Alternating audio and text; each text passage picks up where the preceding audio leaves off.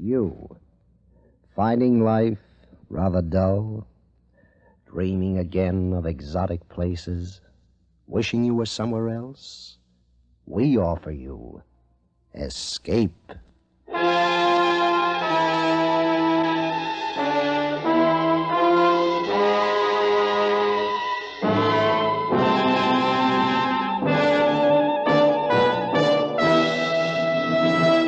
Today, Escape brings you one of the most unusual and terrifying stories of recent years.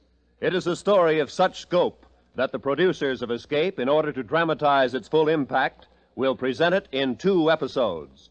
So now, with the performance of John Daner as Isherwood Williams, we bring you part 1 of George Stewart's powerful novel, Earth Abides.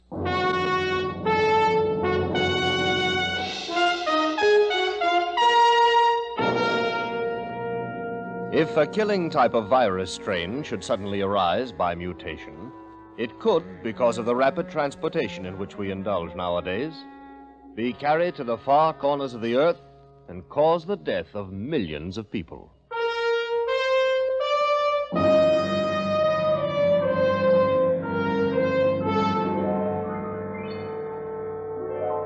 If you should awake some morning, tomorrow morning, let's say, if you should wake to a man-dead world, where virtually all of human life had been dissolved from the face of the earth, leaving behind only buildings, bridges, machines, if you should awake to such a world tomorrow morning, what would you do?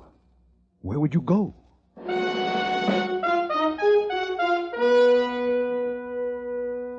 My name is Isherwood Williams. I was a student of ecology. I was in the Northern California wilderness gathering specimens of rock, plant, and animal life. I was alone and had been for a month. Climbing up to a sharp ledge one day, I felt a sudden sharp pain in my extended right hand. I withdrew it under reflex and looked up, and there, a foot above my head, I saw him, a rattler, coiled, ready to strike again. Slowly, carefully, I lowered myself and began to suck the poison from the bite. I wrapped a handkerchief about my wrist, tourniquet style, and headed for my cabin.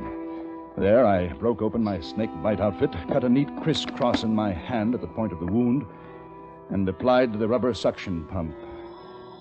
Then I lay down on my cot. I felt sick. Sick because of the poison. Sick because I was alone. I was weak. In a few moments, deep, warm blackness closed in about me. I don't know how long I was unconscious, but I was awakened by the door. Harry? Harry, look here. This one's still alive, I think. Hello. I'm glad you came. I'm sick. He's still alive, all right. Don't go near him. Come on, let's get out of here. No, wait. I'm sick. Come back.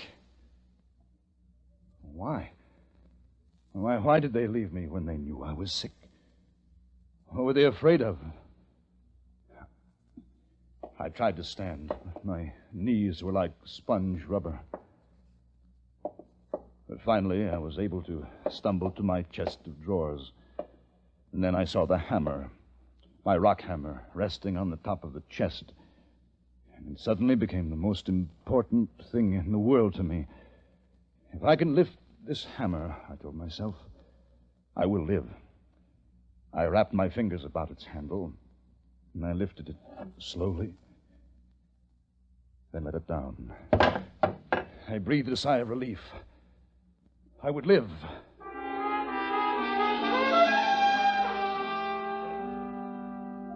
In the morning, I felt better. I got up, packed the car, and headed for the nearest town, Hudsonville, about 10 miles to the south. They'd take care of me in Hudsonville.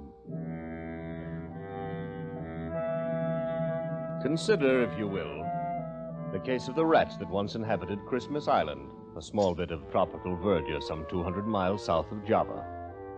In 1903, a new disease sprang up. The rats proved universally susceptible and soon were dying by the thousands.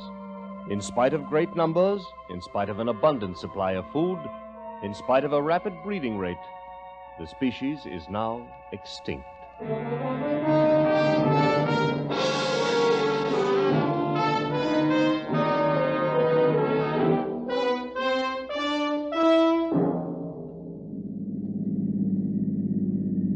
Watsonville. The familiar houses, stores, taverns, but no one on the streets. A hen scratched quietly in the dust. A lonely dog was howling somewhere. I got out of the car and walked into a little restaurant. The place was empty. Hey. Is anybody here? Hey! Silence. Deathly silence. On the counter, I saw a newspaper. Flipped it open. The headline... Crisis. Acute. I read the story, a dispatch from Washington. The federal government is herewith suspended as of the emergency. All officers, including those of the armed forces, will put themselves under the orders of any functioning local authority by order of the acting president. Front page, column 3. The West Oakland Hospitalization Center has been abandoned. Its functions, including burials at sea, are now concentrated at the Berkeley Center. Keep tuned to your radio. The radio. The radio in my car.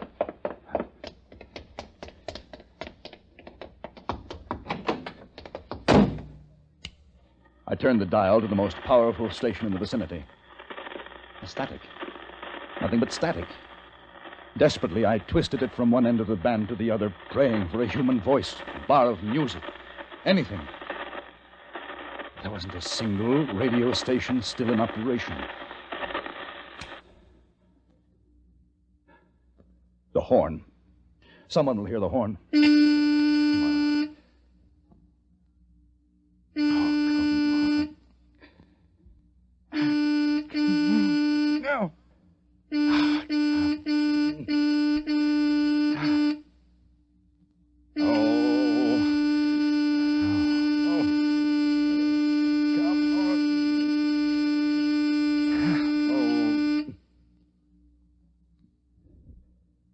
Silence. Silence and death. I leaned back in the seat, exhausted.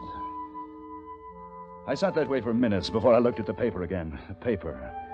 The last sign of human life left to me. It was dated a week before. I read it through twice. Whole cities had perished. Medical centers, bodies. Doctors, nurses, burial crews hard at work, and then they too had fallen and died. The United States, the world, the stagnant flesh pool of death. Suddenly, with terror, I thought of home. I started for San Francisco. On the way, I helped myself to a tank full of gas at a station. Oddly enough, the pumps were still working. Electricity still flowed from the river-driven generators, and the lights still blazed. I wondered how I had survived. Perhaps the snake venom had counteracted the virus. Perhaps the clean wilderness, who could say? But somewhere, someone else was alive. The men at the cabin door, there must be others, but where? I passed some cows in a pasture. Smiled to myself at the irony.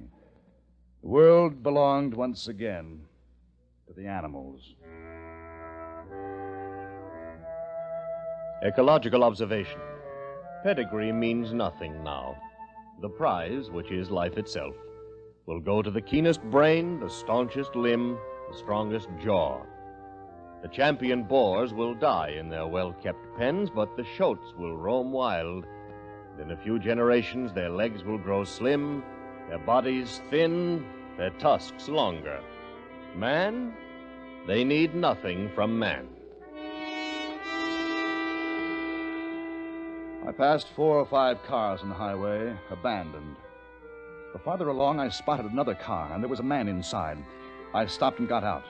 He had fallen over the wheel. There was a bottle beside him and the strong smell of cheap liquor. I shook him. Come on, come on. Come on, wake up. Wake up, wake up. Wake up, I said. Hey, come on now, come on. Now, leave me alone. Now, you just leave me alone. I said wake up. Hey. What's your name? Your name.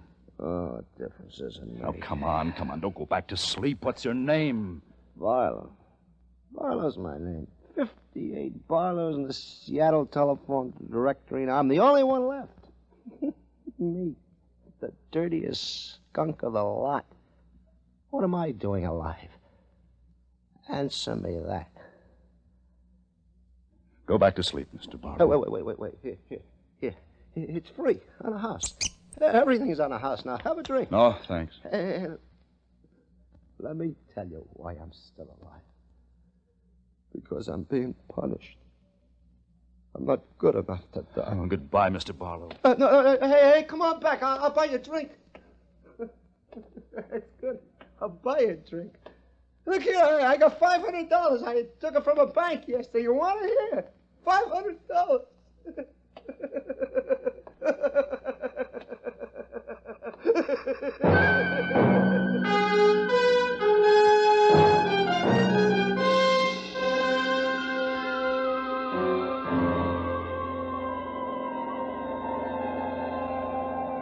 San Francisco.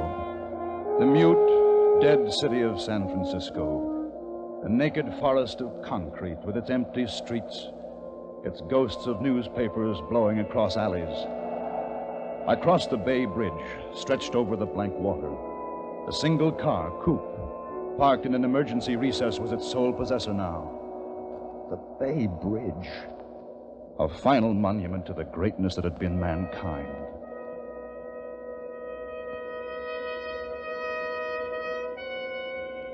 I drove the familiar route toward home, turned right at San Lupo Drive, pulled up in front of the house. I walked up the stairs, took out my key, opened the door. Strange odor of must and stale food blew out at me.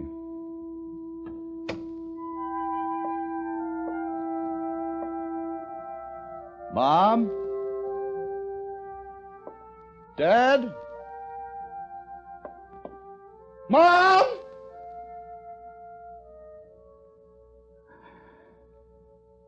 I fell into a chair and cried.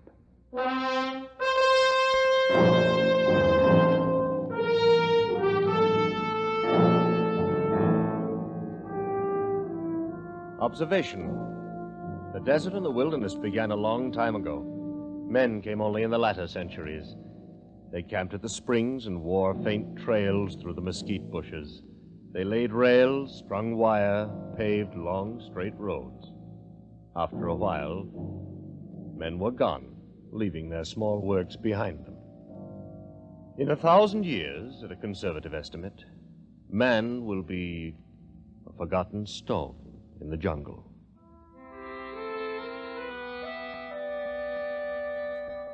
Where would I go? I had no idea. I only knew I had to keep going. Change of place was my only comfort now, the only way I had of convincing myself that there was still life in the world.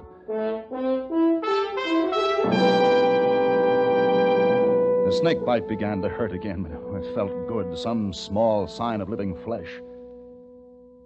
I left San Francisco and started across what had once been the United States, Route 66, through the giant Southwest, the towns, the empty, dead towns. The dust-blown, silent towns passed me by, one after another. Kingman, Flagstaff, Albuquerque, Oklahoma City. Just outside Guthrie, I saw a Negro tending his garden as if nothing had happened. He was afraid. He waved me on with a shotgun.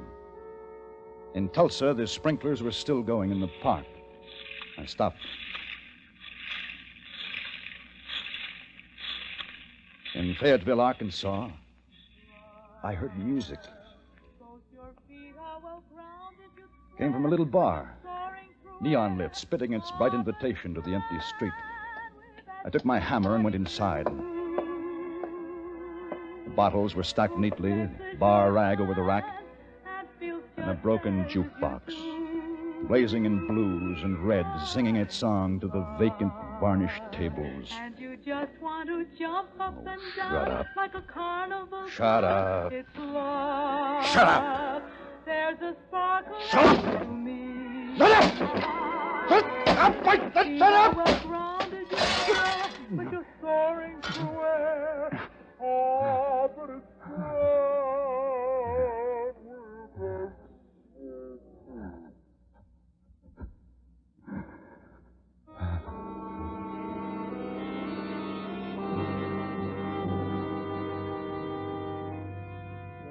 slept in the best auto courts of the most luxurious hotels. I slept and ate from the leavings of 150 million people. All the wealth of America had been bequeathed to me. All its wealth and its death. 3 days later, I pulled up the Pulaski Skyway, crossed George Washington Bridge, and came to Manhattan.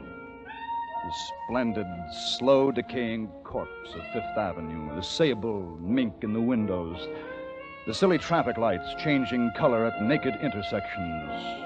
Manhattan, soulless and dead. Stretched out between its rivers, the city will remain for a long time. Stone and brick, concrete and asphalt, glass. Time deals gently with them. A window pane loosens, vibrates, breaks in a gusty wind. Lightning strikes, loosens the tiles of a cornice. The shade trees on the avenues die in their shallow pockets. Bats fly from the 59th floor. City dies slowly. In the afternoon, I saw smoke from a chimney in the Bronx. I drove to the house, a small house, and knocked on the door. I heard footsteps. When the door opened, I saw a little, bald man with a broad smile, holding a handful of playing cards. Milt Carson. How do you do? Come on in. You're in time for supper. Well, thanks. I just ate. This is Mrs. Carson. How are you? Won't you sit down? Thanks. Where are you from? California. I had a relative there. We're just finishing a hand of gin. Say, look here. Isn't that a beauty? Oh, the television set? Yes. Yeah, it's beautiful. It's a combination radio, television set, radio player. I'll bet it even does the washing. It took us 2 days to get it up the steps from the radio store. I always wanted a set like that. Yes, but there's nothing on the air. Sir, always wanted a set like that. Jen, there you are. I owe you $10,000. Well, give it to me tomorrow. There's a busted window at the Chase National. All the money you want. I carry $50,000 with me all the time just to be on the safe side. Of course, you can't buy anything with it now, but sure feels nice to carry around. How about some salami? No, thanks. I just ate. Oh, yeah. Say, do you like canasta? I'm not much at cards. Oh, canasta I could teach you. It's simple, like rummy, but a little different. What I was wondering was, why don't you stay here? Got everything you'd want right here in the Bronx. Need a coat for the lady, break a window at I.J. Fox. You should see some of the diamonds I got Mrs. Carson at Tiffany's yesterday. Beauties. Hey, where are you going? I've got to get started. Well, where? There ain't no place to go. Lots of luck. Well, thanks, but I wish you could stay with us. No, thanks. Goodbye. Oh, the scavengers. How long would they last? Through the winter? And it was doubtful. There'd be no central heating. Even breaking furniture in the fireplace wouldn't keep them alive. They were like highly bred spaniels or Pekingese who walked the city streets at the end of their leashes. They would die with the city a season or two later of pneumonia or accident. The Negro in Oklahoma with his heart to the land, he would survive. Milt Carson and his new wife, no. They were waiting for death at the card table.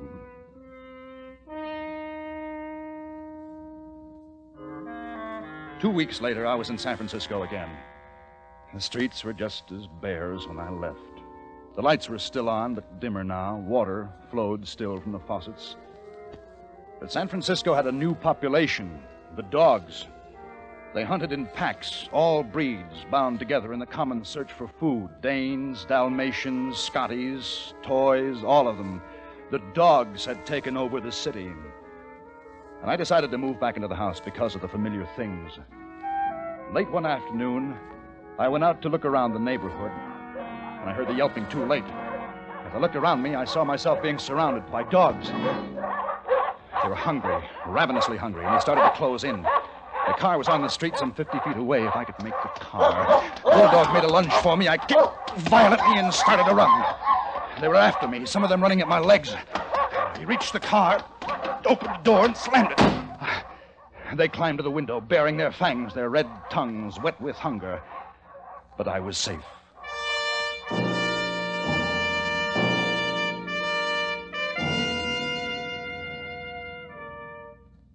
Then the night.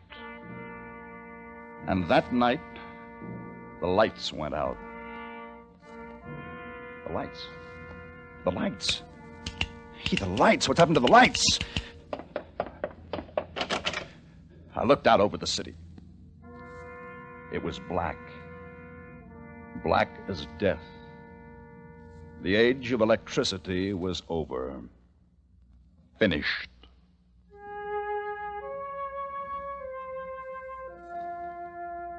There were candles. Mom kept them for ceremonial occasions in the buffet, and I found myself hoarding matches and flashlights, candles, piling them up in the corners. There was only night and day. Time had lost its meaning. And I had food and clothing. And then I had books to read. The Bible. And I read the Bible. Let him kiss me with the kisses of his mouth, for thy love is better than wine.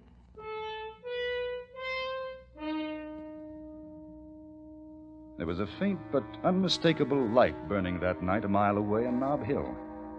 I got into the car and drove to the light. I parked the car. I reached for my hammer. In the window, a shadow moved. As I approached the door, a flashlight caught me in its glare. I stopped, dead still. I waited for someone to say, "Put your hands up." "Who are you?" There was a breath of perfume. That's a nice car. I can pick up a better one on any street corner. Come on in. Thanks. How about some coffee? Sounds good. How come you didn't find me before this? Well, I just saw the light tonight. I decided to investigate. I saw your light lots of times. Oh? You live down on San Lupo Drive. Well, why didn't you come in? Woman's pride. Man's supposed to come after the woman. That was before. There are no rules now. No, but they're habits.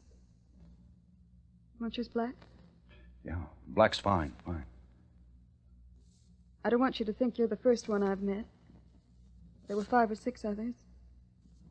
They saw the light and they came in. They had coffee and I sent them on. What about me? I don't know you. Well, I'm clean, well-educated, healthy, young. Those are the good things. I dislike turnips, canned beans, stupid people. What's your name? You'll laugh. I won't laugh. What's your name? Isherwood, my mother's maiden name. Everybody calls me Ish. Well, mine's Emma. Emma and Ish. Nobody's going to write any love songs with that combination. No. Don't imagine they will. I like you. Coffee will be ready in a minute. Emma,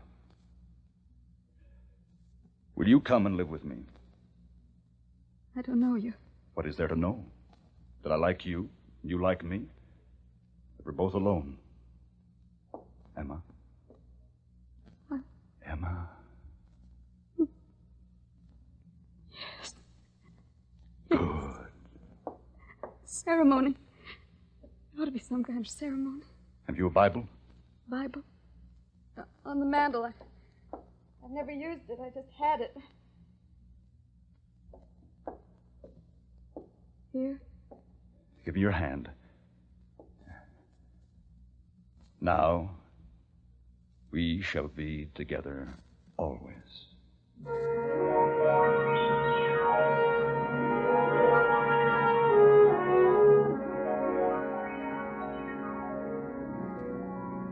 Emma was warm and understanding, a good woman, a healthy woman. Soon there was a baby to be born. I had read some books, but I couldn't read enough. I stood by her during the night and tried to help. When the morning came, we had a son, the first born since the great disaster.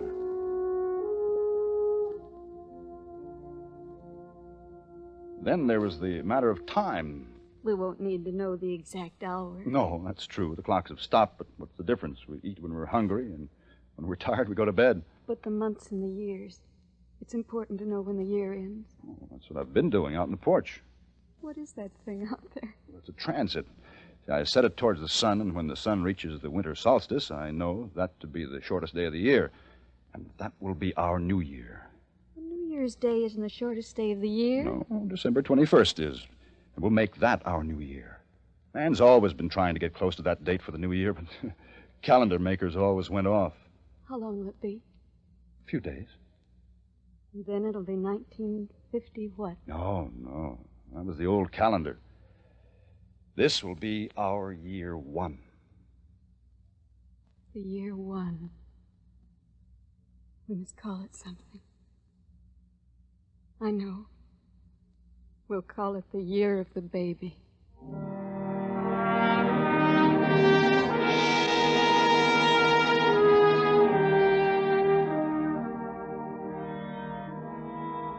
The new life began around the simple problems of Emma, myself, and the baby. The day came when the sun reversed its path. I took my hammer and a chisel. Emma and I had found a tall, smooth rock in what had once been a small public park. In the rock, I carved the figure 1. The new beginning, I said to her. The rebirth of man. In the year 2, the rats came. San Francisco was overrun with them. They had broken into most of the grocery stores, torn open the cartons, gorged themselves, and gave birth to more rats. They multiplied by the hundreds and then the thousands. Rats, the carriers of deadly bubonic plague. Come quick, they're getting in. Where? Here. It shoot through the door. Oh, get me that kitchen chair. Hurry now, hurry. Here. They're going to the bedroom toward the baby. Now hold the chair against the opening. I'll nail it later. The baby! The baby! I rushed into the bedroom, taking my hammer with me. There were 2 of them, tremendous rats. I stationed myself at the crib. One came toward me, unafraid, for the fear of man had been bred out of them. And I flung the hammer at him. I missed. The rat leaped up into the crib. I threw a blanket over him and flung him to death on the floor. Then I picked up the hammer and threw it at the other one. Dead. But that was just 2 of them. Outside, I could hear hundreds squealing, their tiny feet scratching at the walls. How long would it be before they destroyed us? Man was gone now. This was the age of the rats.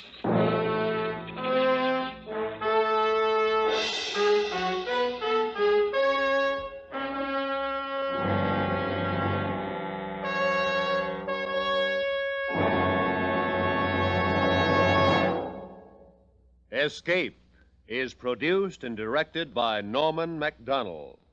You have just heard part 1 of Earth Abides by George Stewart, specially adapted for Escape by David Ellis. John Daner was starred as Ish, with Larry Dobkin as Dr. Stanley, and Peggy Weber as M. Featured in the cast were Michael Ann Barrett, Parley Bear, Ron Brogan, Paul Frees, and Lou Krugman. The special music for Escape was arranged and played by Ivan Ditmars. Next week, Escape will bring you the second half of Earth Abides, truly one of the most gripping and terrifying novels of recent years.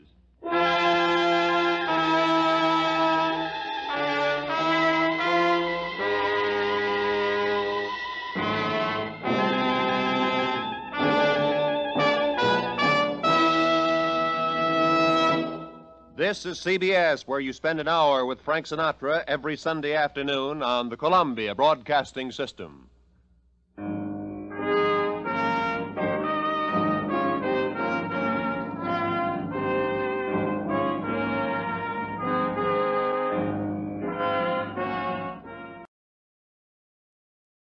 You, finding life rather dull, dreaming again of exotic places, wishing you were somewhere else, we offer you Escape.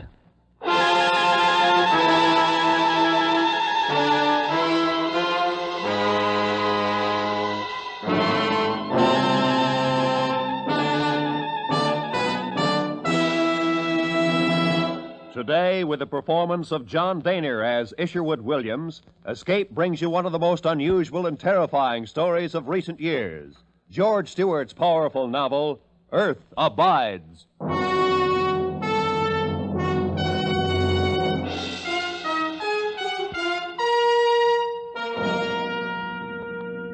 If you should awake some morning, tomorrow morning, let's say, if you should awake to a man-dead world where virtually all of human life had been destroyed from the face of the earth, leaving behind only buildings, bridges, machines, if you should awake to such a world tomorrow morning, what would you do? Where would you go?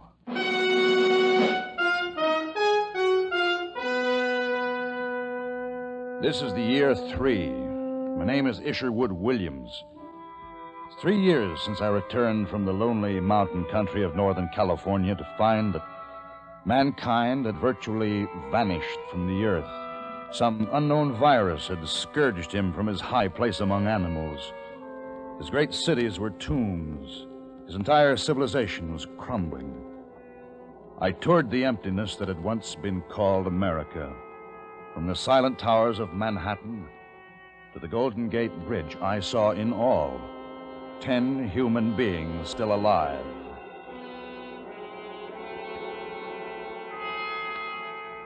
In the 4th month after my return to San Francisco, I saw a light on Nob Hill. It was there I found Em, who became my wife. Year 1 passed. We called it the year of the baby. Year 2, we called the year of the rats. Now it was year 3. Em, the baby, and I were struggling for existence amid the fast-decaying wealth of San Francisco. Oh! All right, now be careful. Careful, Em. Isn't it funny? This always makes me feel like I'm doing something wrong. What? Not breaking into the biggest food store on Market Street. It's not wrong, Em. There's no private property anymore. This city, this grocery store, it's all ours now. But Ish, look. Look at this place. The rats left their mark here, all right. There's the answer to their death. They ate all the food they could get at, and then they ate each other. Oh, Ish, how horrible. It's a familiar pattern, Em. A species grows, dominates the earth for a short time, then dies. Oh, come on. We'll take a look at the bottles and the canned goods. Ish, look, the labels are gone. They're eaten off. Yeah, well, we'll just have to try to guess at the contents by the shape of the can. Well, the bottles are easy. Here, look.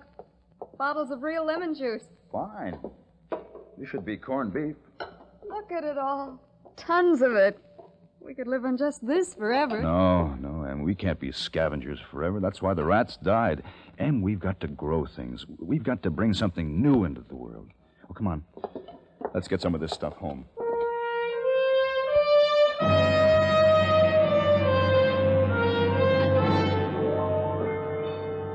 During that year, Em and I found whatever we needed for ourselves and the baby in the empty, silent stores of San Francisco. We lived on the spoiling supplies of 1 million people. One evening, just after dusk, I suddenly noticed a strange, wavering glow in the sky over the downtown area of the city.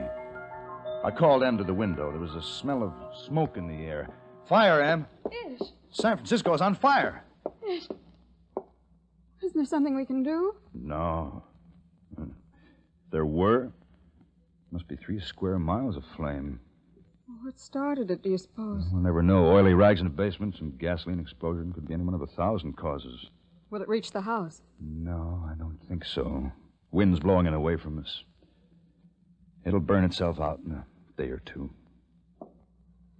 We'll come away from the window. Em.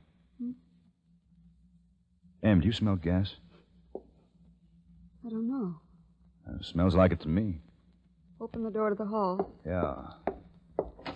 Hey. Hey, the hall is filled with it. Hey, we've got to get out of here. Gas line must have burst. One spark in this place will blow up like a bomb. Baby, I'll get the baby. All right. We'll be safe from the fire escape. Hurry, Em. Here, I'll take the baby. Be careful. Now just hang on to the rail. Now walk slowly. Come on. We started down the fire escape. In the distance, the flames were gutting the heart of the city. Parts of Chinatown were already gone. Kept going down to street level, and then we started running. Any second, a spark could blow the building to dust, and we ran, our breath tearing in our throats. Back against the wall, Em. The shock wave.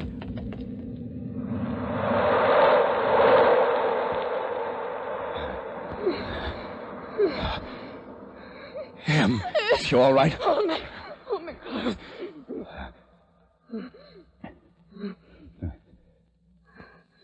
It's all over, Em. We're going to be all right.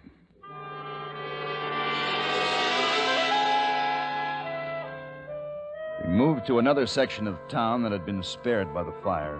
The days passed, days and the weeks. Em and I were growing tired of the canned foods and wanted some fresh vegetables and fruit. But we needed a car.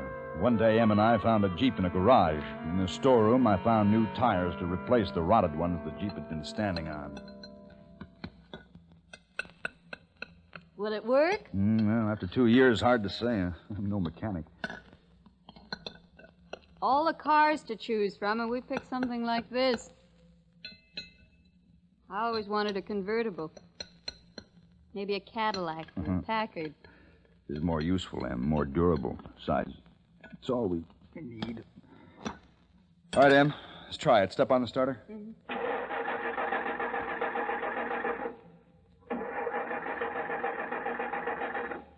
No. All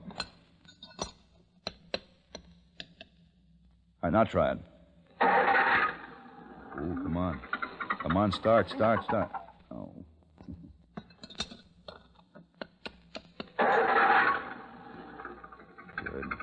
Good, come on. Good. Oh, come on. Yes, you did it.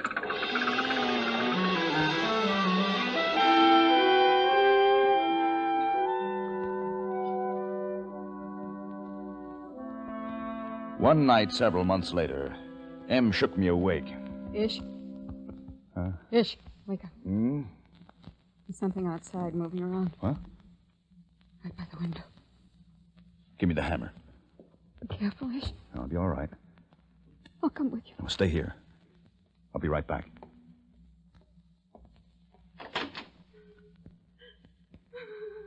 Who's there? Who's there? Girl. Come here. Oh, I won't hurt you. Come here. What are you doing? Eileen. My name is Eileen. Where are you from?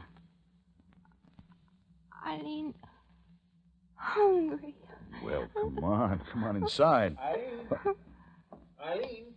Oh, I've been looking all over for you. Eileen, where have you been? Okay, mister. You can put that hammer down. I ain't gonna hurt you. Oh, sure. Well, come on inside. Em, somebody's here. Just Eileen and me. She's my adopted daughter. About a year ago, I found her on Main Street in Los Angeles. She was starving. Can't forage for herself, Eileen can't, so I got to take care of her. She can't think so good. Well, how long you been here? About 2 days, wandering around the city. Nice city, this San Francisco. Wished I'd have visited here when it had people. Reckon I really could have had myself a time. I'll get you two something to eat. Well, that's mighty nice. By the way, I sure am an impolite cuss. If my name's Ezra, I don't believe I caught yours. Isherwood. This is Em. Well, I'm happy to know you. Eileen, looks like we've met up with some real nice people.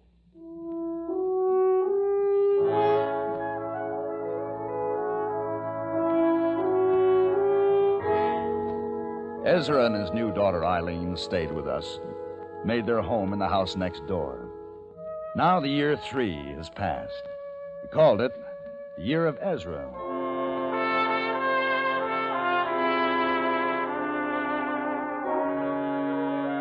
November, the year 4. A woman came a week ago. She had dark hair, dark eyes. She was alone. Ezra has taken her for his wife.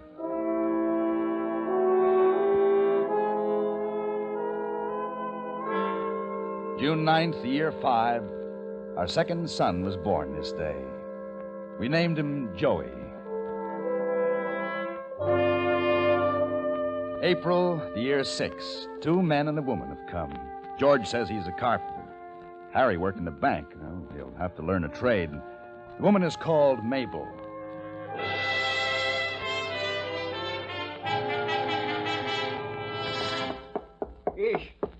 Ish, you better come with me. Oh, what's the matter? The water. It stopped running in the faucets. Well, maybe it's just a broken pipe in your place. No, I checked, and it ain't just my place. I've checked all the houses around, and there ain't any water running in any of them. Maybe it's a water main under the street. I don't think so. You know what I think? What? I think the water stopped way up in the mountains someplace. Ish, San Francisco's going dry.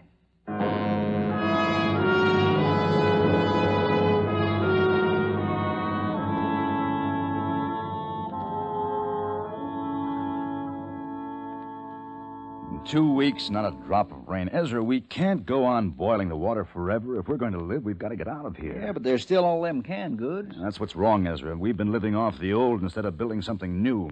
Look, we've got to forget that water ran out of faucets and vegetables come in cans. We've got to start growing things ourselves. We will when the time comes, I reckon. You better come quick. What is it, Em? Eileen, What's the matter with her? she must have been drinking polluted water. Typhoid.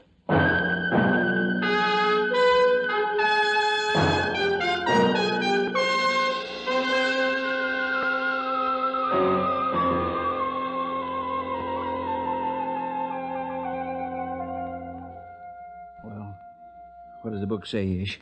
What are we going to do? Isolate the others. Mabel can nurse Eileen. What do we do for her? What's the treatment? You can't shorten the disease, it says. All you can do is help make it less severe. Now, don't worry, Ezra. We'll do our best. Eileen, she's so helpless. She don't understand. Yeah, but you move in with us. If this thing spreads, it can wipe out all of us.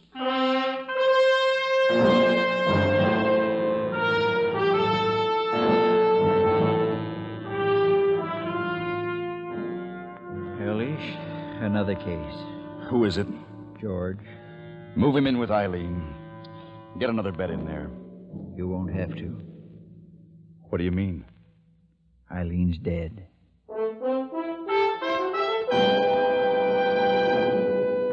This is the year 6, a year of disease and death. I went to the drugstores, walking the misty, dark streets of the city armed with my medical text, my hammer. I raided the dusty shelves and the long, warm refrigerators of the pharmaceutical departments. The wonder drugs had long since rotted in their vials. Some sulfur was still potent, and I used it liberally.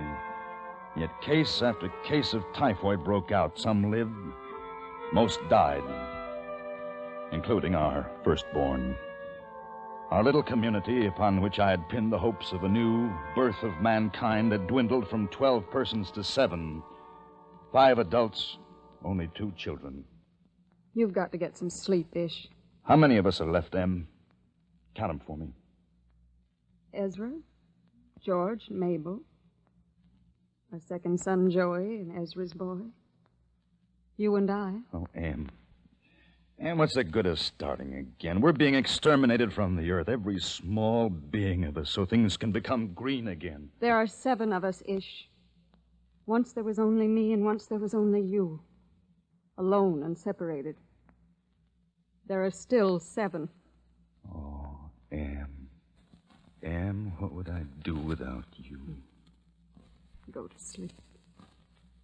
Well, you won't make the mistake a second time. Won't be any looking back. You'll forget the trains that used to run, and the tall buildings, and the soft food. We'll go back to the earth. Back to the earth, Em. Back to the earth.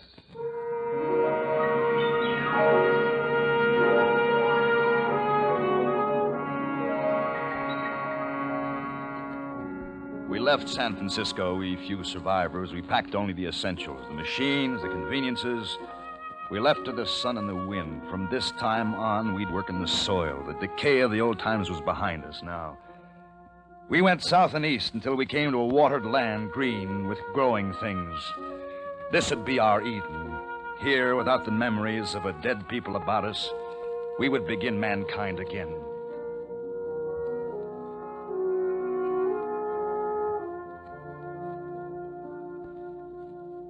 Come here, Joey. Yes, Daddy. Joey, here. Sit down here next to me. I want to ask you some questions. Sure. Now, first of all, what year is this? Oh, that's an easy question. The year 15. Joey, did you do your reading today? Sure. You like to read. Yeah. Joey, there's something I want to tell you. You know, there were once a lot of people like us on Earth. Millions. You know that, don't you? Yeah, I read about them. They could fly. That's right. Well, someday there'll be millions of people again. And they'll fly again, years and years from now. But after I'm gone, there won't be anybody to show them the way. That's why I'm depending on you. What am I supposed to do? Learn, read, study. You're going to lead them someday, Joey, after I'm gone. Don't let them go back. You don't understand. I think I do. Oh, well, you will. Oh, look. I want to show you what I made this morning. What is it? It's called a bow. The guns won't be good much longer. The powder will get rotten. Guns will get rusty. You can hunt with this, kill animals for food. Yeah, look here, see? I carved it out of willow. Then I strung strips of calf hide from one end of the bow to the other. And now watch this. See here, this is the arrow.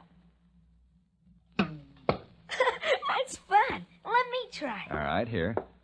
Like this? That's right. Now pull back. Hard. No. Hard. There. Now, let go. Boy, that's swell. Can I take it outside and play with it? Sure. Be careful with it. Hey, Billy, look what I got. Hey, Billy. It took thousands of years for man to pass from the spear to the bow and arrow.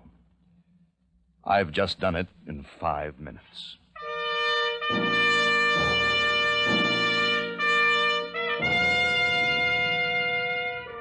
This is the year 19. I have gray hair. It's odd to think of myself as an old man. Well, I'm not really 51. There are 19 numbers in a smooth piece of rock in the meadow that I chipped in with my hammer and chisel. My hammer. What would I do without my hammer? Everything is going along well. Quite a farmer now. Community is growing. There are 45 of us. Strangers that drifted in. Babies born. Maybe man is something you can't quite kill off. A stranger named Charlie came in today. I don't like him. He's gruff and hard. And his eyes... I don't like his eyes. Sure, 3 men at a time. Gee, Charlie, how'd you do it? With my bare hands. Came at me all at once. I grabbed 2 of them and banged their heads together. They cracked like coconuts. Then the other one I knocked down and stepped on his face. Wasn't much left of him after I got through. Gee. It's time for bed, Joey. Oh, can't he tell one more, Dad? Maybe some other night. Okay. Good night, Dad. Good night, Charlie. Good night, Joey. Will you come tomorrow night? Maybe. Great kid you got there. What did you do in the old times, Charlie? Oh, a lot of things. For a while I was a stickman in Las Vegas. Used to be a fighter, too. A lot of things. You name it. You intend to stay? Sure I intend to stay. Why not? No other place to go. This is the only good-sized group of human beings I've seen. And believe me, I've been around. Sure, I'll stay. Everybody works. It's the only way we can live. Listen, you. If I want to stay, I'll stay, and I'll stay on my own terms. I don't ask anything from anybody. I live my own way. You better understand that right now. And you better understand something before we go any further, Charlie. I've been elected to leadership in this town, and we aren't a bunch of independent individuals doing what we please. We're a community, working together. Either you accept that, or get out. We ain't gonna get along, Mr. Isherwood Williams. Then I'm staying. Good night.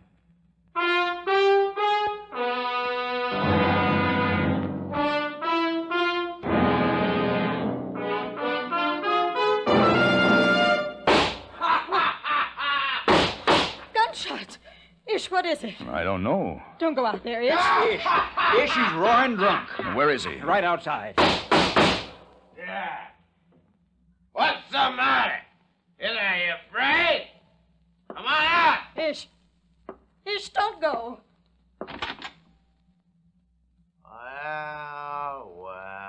Well. The great Stewart. Howdy, Stewart. Put down that gun, you crazy fool. Let go. Down. Let go me, you.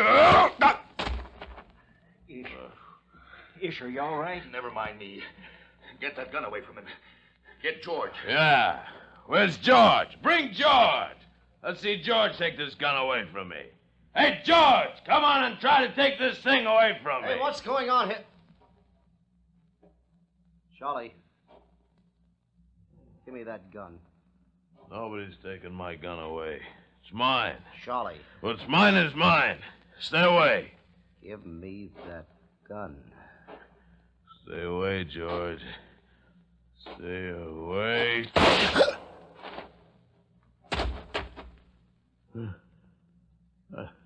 I told him to stay away.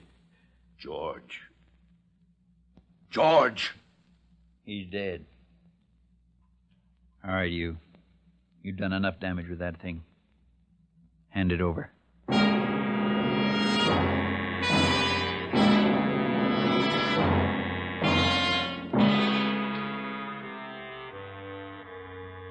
There's only one answer. Death. Death. You mean kill him? Murder him? No, it's not murder, Em. You and Mabel and Ezra and I, we're the government now. We've been elected. Council of 4. There isn't any government but us. It's not a matter of punishment. It's protecting the community from a menace, and that's what Charlie is. But he was drunk. All the more reason he might do it again. Afraid so, Em. We can't take the chance. We're like a jury. Let's vote. We've got all the facts. The vote's been called. Any questions? Ish, is it right? Is it right to take a human life? To save many lives, yes, Em. It's got to be right. We'll take a voice vote. You first, Mabel. What do you say? Death. Ezra? Death. Em? Well, how do you vote, Em? Death. It's unanimous. We'll carry out the sentence tomorrow morning. The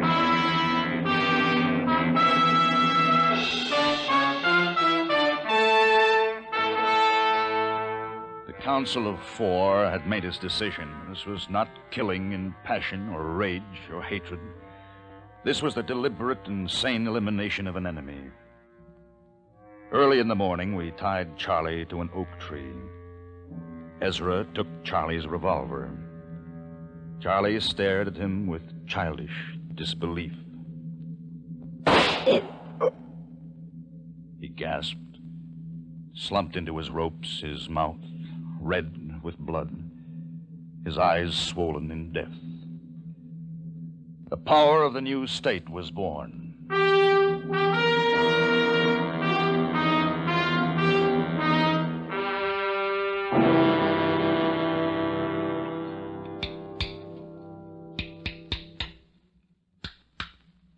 Grandfather? Is it the new year now? Yes, Carl. New Year. Here, carry my hammer for me. No. It won't hurt you. My hammer. Here. No, I don't want it. Why not? It's magic. Magic? My hammer?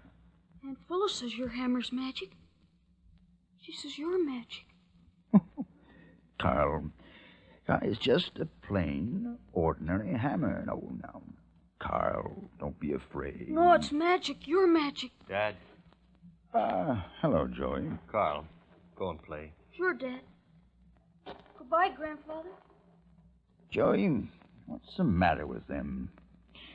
They say I'm magic. My hammer is magic. You're a legend, Dad. You're the only one left out of them all.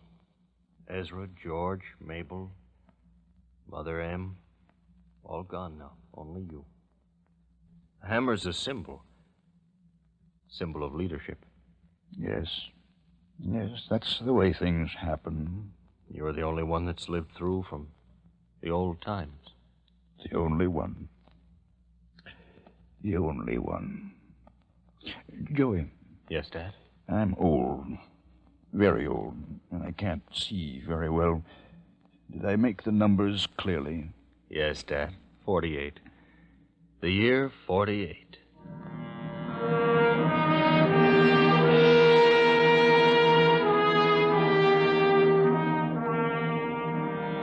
It's all begun again. Life. Generations and generations. Oh, Em. If you could have lived to see your faith come true. And once there were only the two of us, alone and separated. I want to see the old once more before I die. Just once more. The bridge. The Golden Gate Bridge. We're here, Dad. How does it look, Joey? Tell me. How does the Golden Gate Bridge look?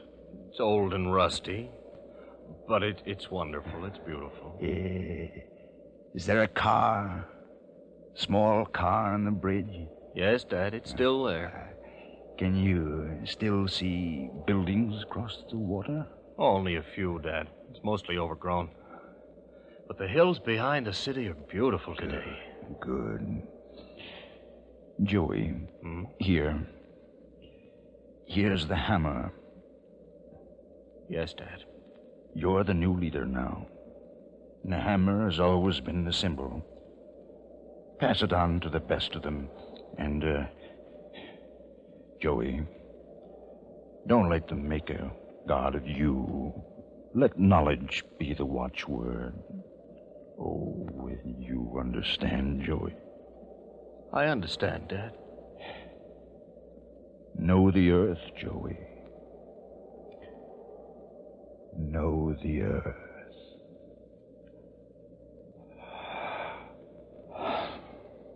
Dad.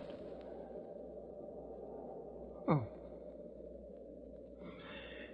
Men go and come. But the earth abides.